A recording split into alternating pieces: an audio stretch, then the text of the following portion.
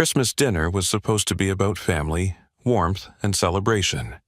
The house smelled of roasted turkey and cinnamon pie, the tree glittered with ornaments, and everyone was gathered around the table laughing. But then, in the middle of that joy, my father-in-law, Conrad, leaned back in his chair, looked straight at me and asked with a smug grin, "How does it feel to be a loser?" His words cut through the laughter like a knife. Everyone burst out laughing at his joke. My brother-in-law, Devin, nearly choked on his wine. My mother-in-law, Helen, tried to hide her smile, and even my wife, Leora, gave a nervous chuckle to break the tension. But I didn't laugh. I sat there, steady, my son Owen's wide eyes fixed on me, as if waiting to see what I would do. I forced a smile and calmly asked a question of my own. How does it feel to know that this loser won't be paying your bills anymore? In that instant, the room went silent. The laughter stopped. Conrad's face turned pale, his smirk vanished, and for the first time all night he had nothing to say. The day had started like any other holiday morning. Leora and I woke up early, the house still quiet, the faint hum of the heater the only sound. Our son Owen came running into our room before the sun was even up, his excitement spilling over as he tugged at the blanket. "Dad, Mom, it's Christmas. Can I open just one gift before we leave?" His little face was glowing, his hair sticking up in every direction, and as tired as I felt, I could not say no to him. We let him open one box, and when he pulled out the toy truck he had been begging for, his squeal filled the house with joy. For a moment, everything felt perfect. But I knew what the evening would bring. I knew what waited for us at Conrad's house.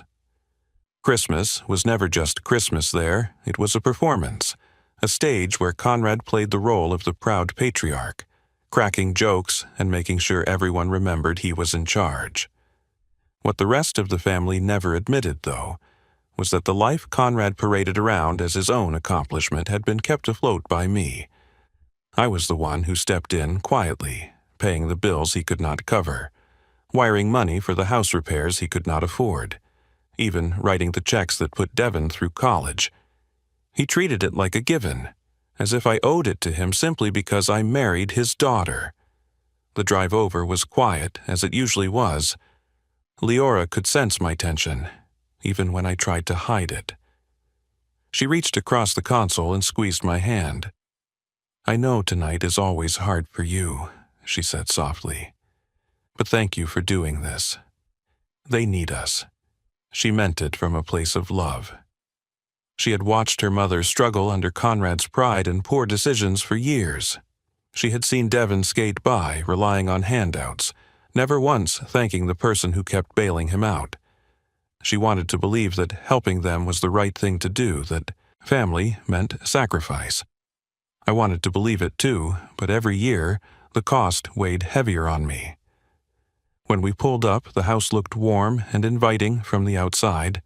Strings of lights framed the roof, a glowing wreath hung on the door, and I could hear faint Christmas music playing as soon as we stepped out of the car.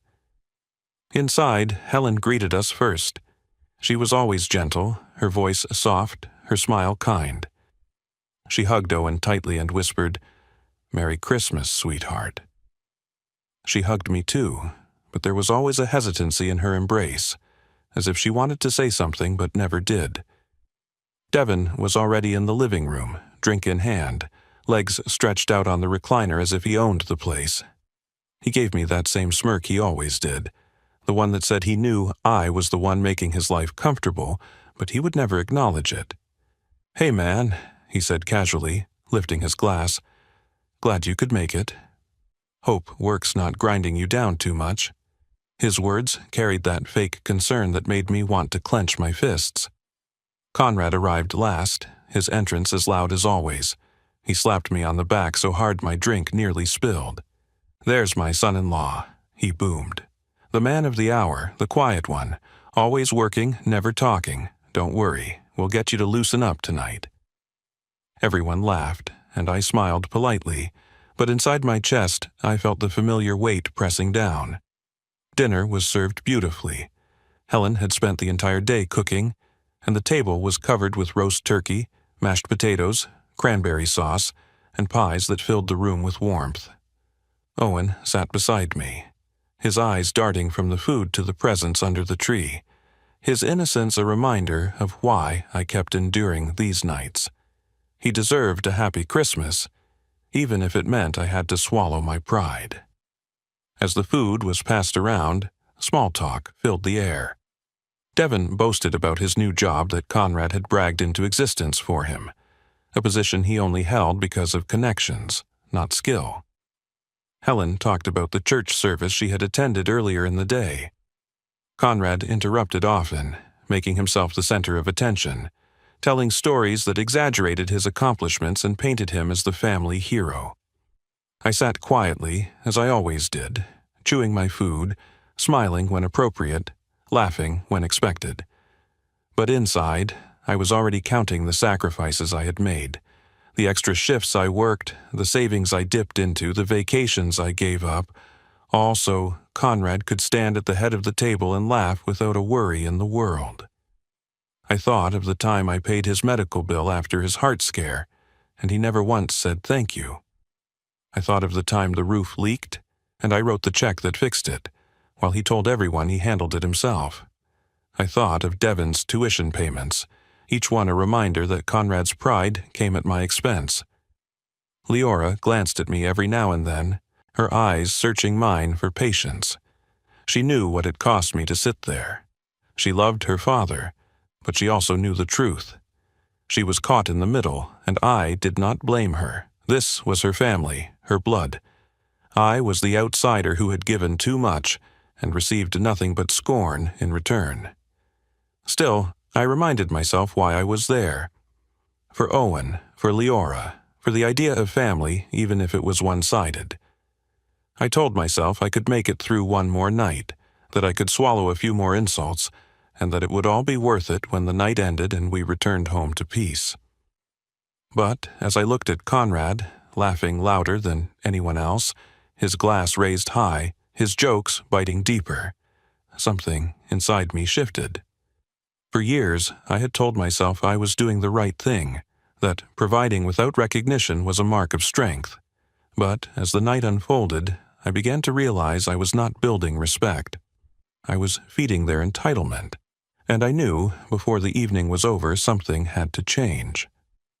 The first half hour of dinner was filled with the usual rhythm of family chatter.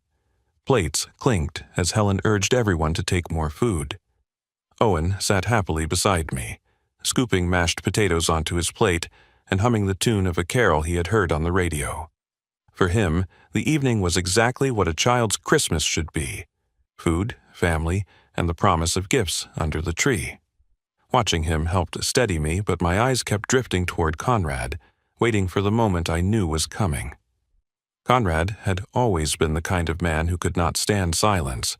He filled every gap with a story or a joke, usually at someone else's expense. That night was no different. He began with safe topics, teasing Helen about overcooking the turkey, poking fun at Devon for never helping around the house, and even making a joke about his own expanding waistline.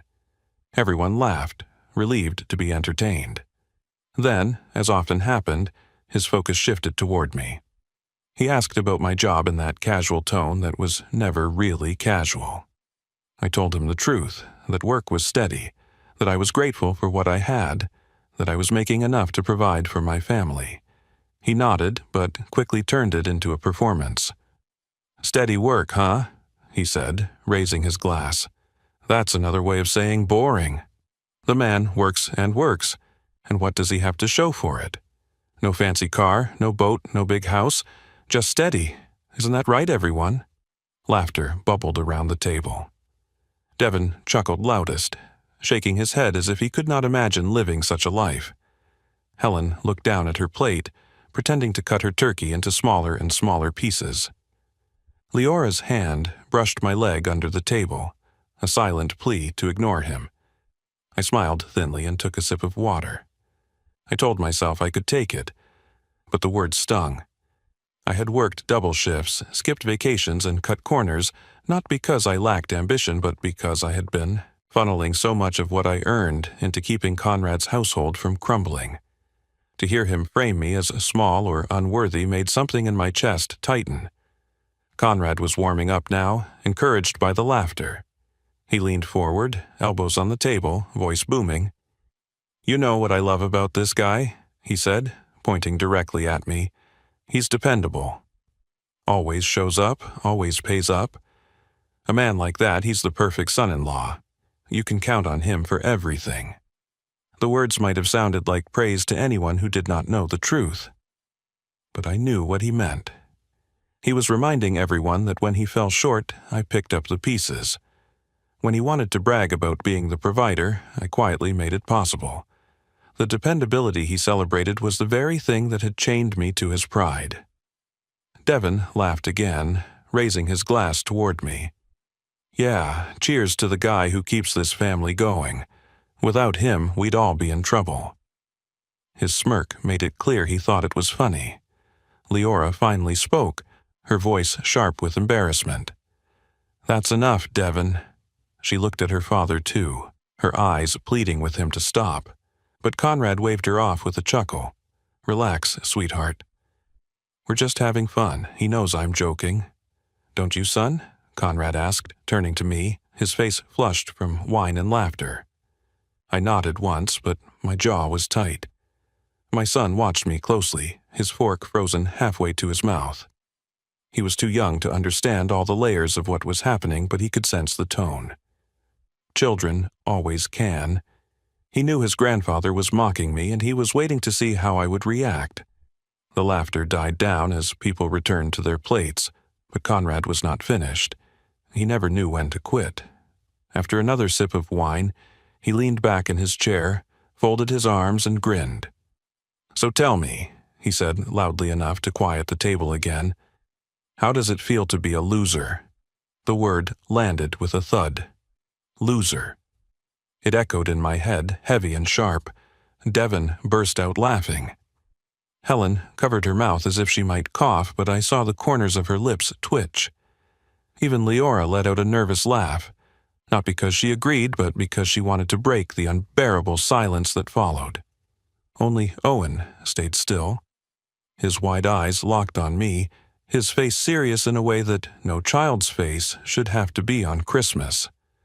In that moment, I realized this was no longer about me swallowing pride for the sake of peace. This was about the kind of example I was setting for my son. Was I teaching him that a man should accept humiliation in silence, even when he was the one carrying everyone else? Or was I going to show him that respect must be earned and demanded, no matter the cost? I looked around the table. Conrad was still grinning, waiting for me to play along and laugh at myself. Devon leaned back in his chair, smug and satisfied. Helen kept her eyes down. Leora's face was pale, her hand trembling slightly as she gripped her glass.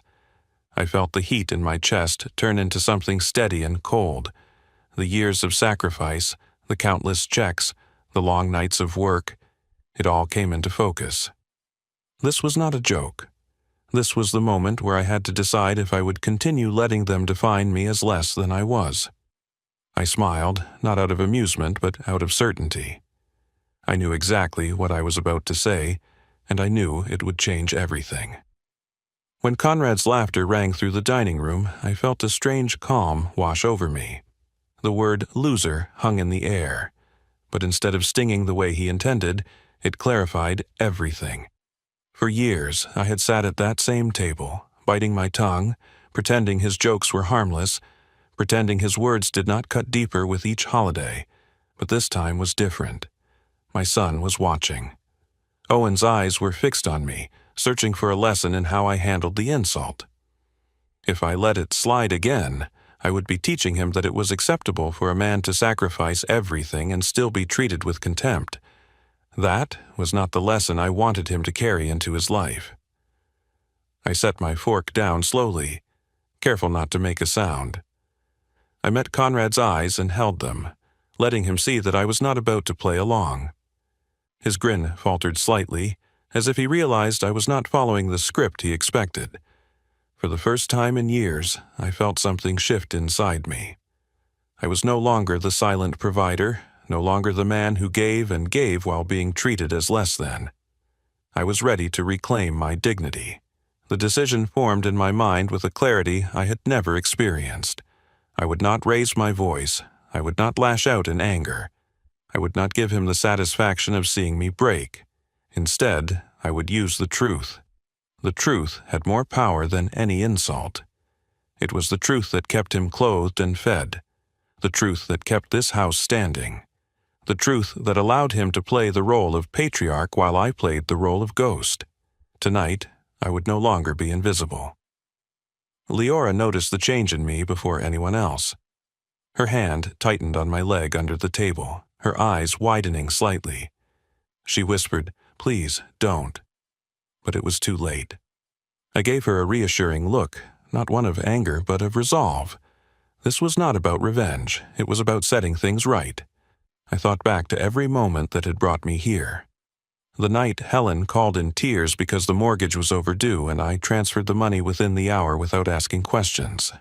The hospital bill after Conrad's surgery that I paid in full so his credit would not be ruined. The thousands that disappeared from my savings to cover Devon's tuition, even though he had never once thanked me. Each memory was fuel, not for rage, but for certainty. Conrad smirked again, misinterpreting my silence. See, he knows I'm right. A good sport, this one. Takes a hit and keeps on smiling. That's why I like him. He knows his place. The words sealed it. He thought my silence was submission.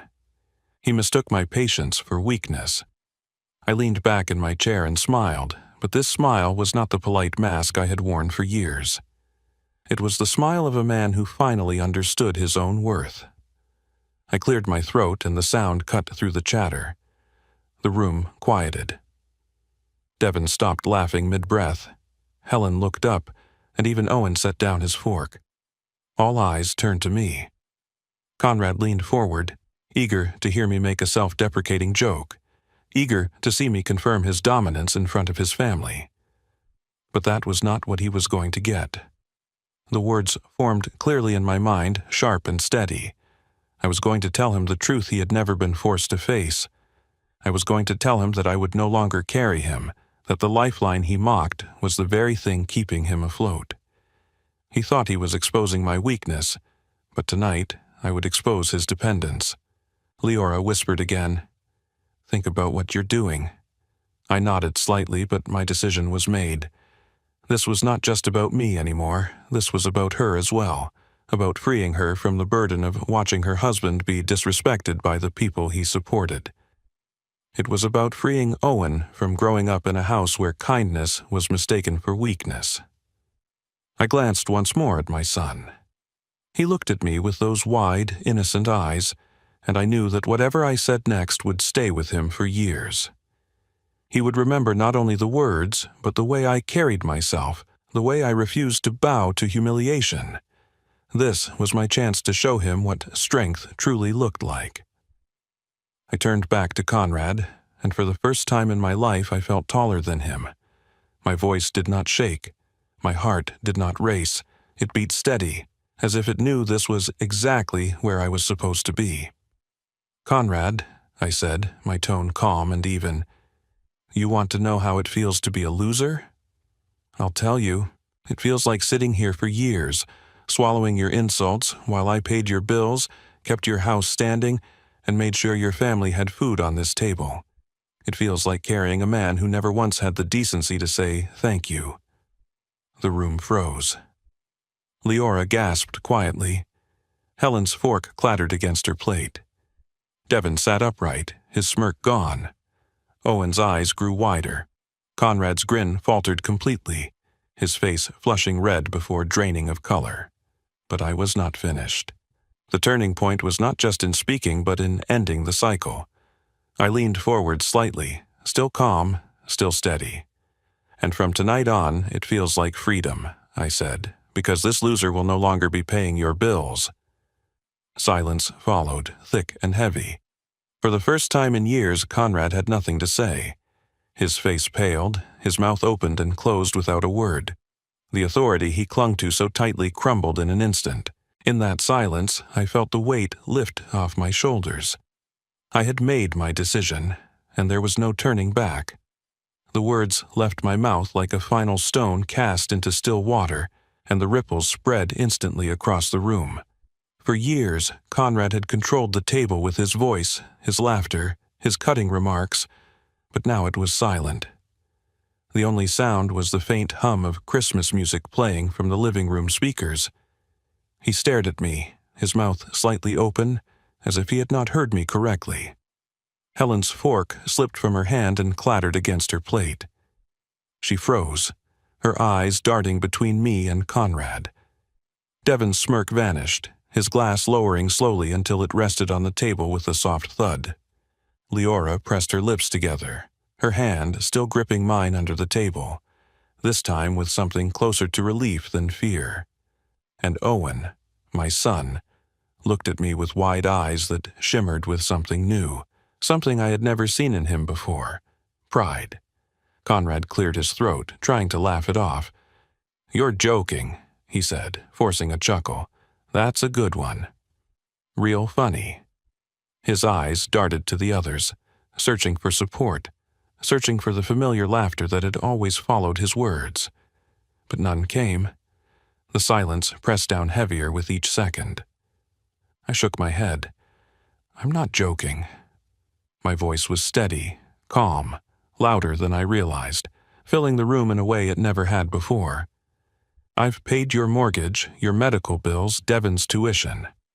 I've covered repairs, groceries, and everything you pretended came from you, and you sit here in front of my son and call me a loser." Devon shifted in his chair, his face red. "Wait. You paid my tuition?" His voice cracked, the smugness gone. I looked directly at him.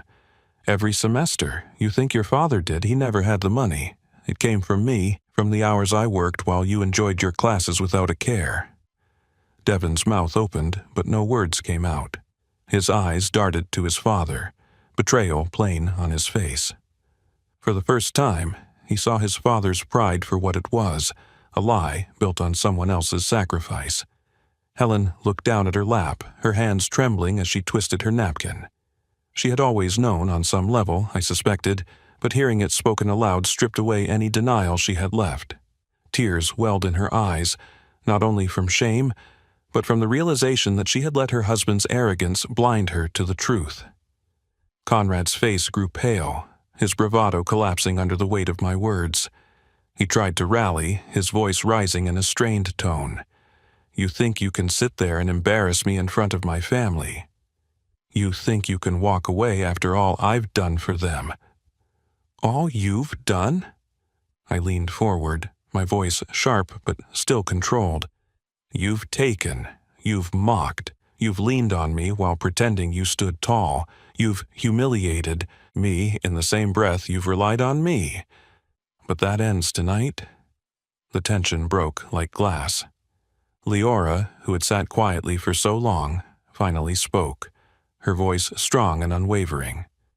"Dad, he's right. You've treated him horribly while letting him hold this family together. I've watched him work himself to exhaustion so you could sit here and play the proud father, and I let it go on because I didn't want to upset you. But enough is enough." Conrad turned to her, his face etched with disbelief. "Leora, you don't mean that." She met his eyes with a steadiness that matched mine. "I do." I'm ashamed I didn't say it sooner. The weight of her words fell harder than mine. She was his daughter, his pride, his defender. To hear her side with me, to see her acknowledge the truth, broke something in him. He looked at Helen, but she did not come to his rescue. He looked at Devon, but Devon sat stiff and silent, his face pale. Owen shifted beside me, his small voice breaking the silence. "Dad's not a loser." His words were simple, innocent, but they landed with more power than anything else that had been said. Everyone turned to look at him, this little boy sitting at a table of adults, and in that moment he spoke the truth in its purest form. I placed my arm gently around him and said, "That's right, Owen. I'm not. and you never let anyone make you feel small when you know the truth about who you are." The room stayed silent, the Christmas lights blinking softly in the background. For the first time in years, Conrad had nothing to say. His authority had crumbled, his laughter silenced, his power gone. I stood, pushing back my chair slowly. "Enjoy the rest of your dinner," I said, "but from now on you'll do it without my help."